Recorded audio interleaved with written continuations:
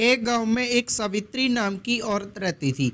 उसका एक पति जिसका नाम गंगाराम था। गंगाराम भगवान शिव का बहुत ही बड़ा भक्त था और सावित्री भी भगवान शिव की एक अनन्य भक्त थी।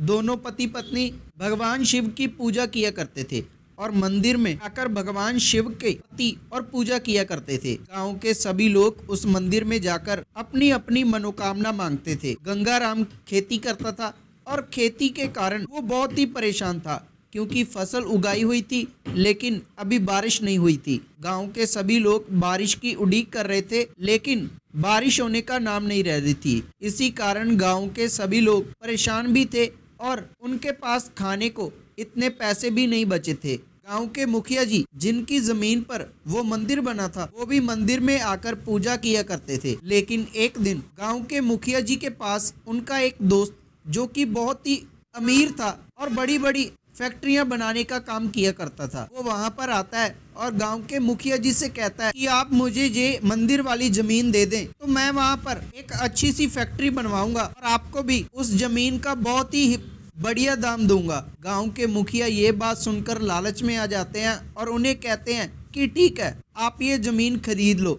लेकिन गांव के लोगों का क्या करेंगे, वो वहां पर आकर पूजा करते हैं। गांव के मुखिया जी का दोस्त जिसका नाम टिंकू राम था उससे कहने लगा कि तुम टेंशन मत लो, इन लोगों को मैं आप ही संभाल लूंगा। अगले दिन गांव के मुखिया जी और उसके दोस्त मंदिर के आगे कांटों की तार लगा देते हैं। जब गांव वाले वहां पर आते हैं तो वो देखते हैं कि मंदिर के आगे तार लगी हुई है। तो सभी लोग उनसे पूछते हैं कि आपने ऐसा क्यों किया, तो वो बताते हैं कि गांव जी के मुखिया ने ये ज़मीन बेच दी है और यहाँ पर एक फैक्ट्री बनेगी। तभी सावित्री उनसे कहने लगती है कि नहीं, यहाँ पर कोई ज़मीन नहीं का हुआ है, यहाँ पर कोई फैक्ट्री नहीं बनेगी, ये हमारा शिव मंदिर है और शिव मंदिर ही रहेगा। तभी सावित्री का पति भी वहाँ पर आ जाता है और सभी लोग उनको मंदिर वहाँ से हटाने नहीं देते। गांव के मुखिया और उनके दोस्त वहाँ से चले जाते हैं, लेकिन जाते हुए गांव जी के मुखिया उनसे कहते हैं कि यहाँ पर अगर फैक्ट्री बनेगी तो मैं आपको एक एक को 20,000 रुपये दूंगा, लेकिन आपके पास अभी तो पैसे नहीं है, बारिश भी नहीं हुई, इसी कारण आपके पास अभी फसल भी नहीं आएगी।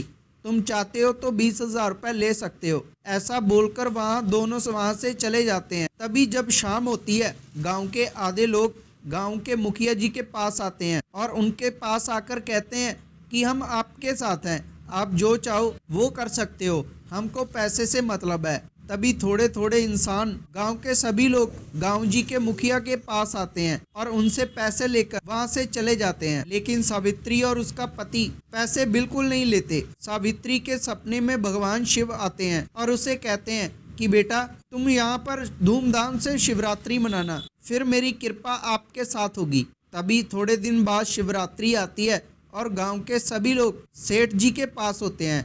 लेकिन सावित्री और उसका पति कुछ पैसे बचाकर फूल और दूध खरीदते हैं और मंदिर में जाते हैं। तभी वहां पर गांव के मुखिया जी के दोस्त टिंकू राम जी आ जाते हैं और उन्हें कहते हैं कि ये मंदिर की जगह अब मेरी है, तुम वहां पर नहीं आ सकते। लेकिन सावित्री शिवलिंग पर दूध चढ़ाना चाहती थी।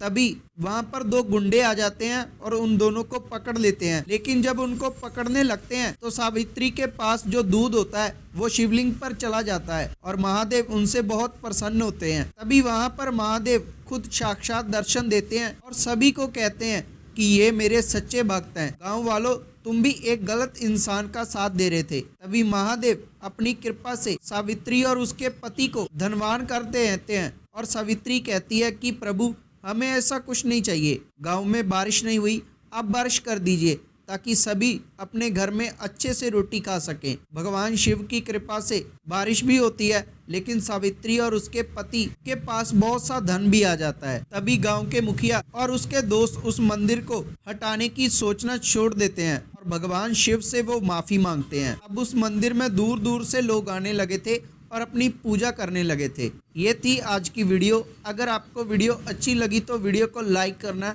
और आपका अपना चैनल शिव को समझो जरूर सब्सक्राइब करना और बेल नोटिफिकेशन जरूर ऑन करना, क्योंकि ऐसे ही वीडियो हमारे चैनल पर आते रहते हैं और वो आपको सबसे पहले मिल जाएंगे। तब तक के लिए धन्यवाद।